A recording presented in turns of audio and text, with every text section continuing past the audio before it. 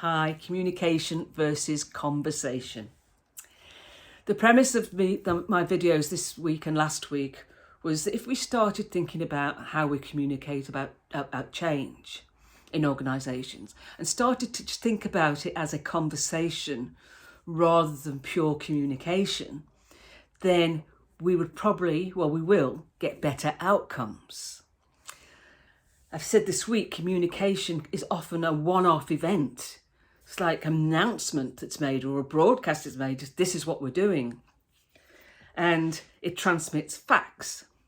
Well, when we have a conversation, we're having a discussion, we're changing things, we're reforming things, we're getting ideas, we're making good ideas into great ideas, and making things far better than they could have been without that conversation. And if you communicate, blanket communication, which still happens, the assumption is that you know your audience. The assumption is you know how they want to receive that message. The assumption is you know the language that they want to hear. You know the words that are going to resonate with them. You're making the assumption you know how often they want to hear the message. You're making the assumption about how they want to receive it, in what channels, what medium. And that's a very dangerous pot of assumptions to make. When you're having a conversation, you can find out those things. You have the conversation.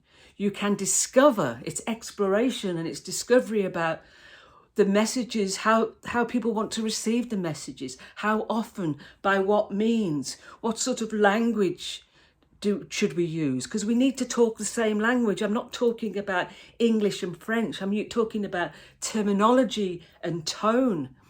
Even within an organisation, groups of people use different languages. So we need to make sure we're talking the same language so that we're all on the same page.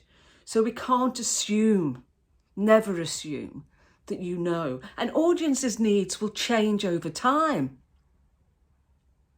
You know, if there's a change coming and it's a change that's being rolled out across the organisation, for example, then I might not want a weekly update until my part of the organisation is going to receive this change. And then I want more frequent updates. So having that conversation uncovers changes in audience expectation, changes in audience needs. A change I might not have been interested in yesterday, for whatever reason, I'm really interested in tomorrow because of whatever. So my expectations about how you're going to talk to me will change. So we have to have a conversation. Talk to you tomorrow. Bye.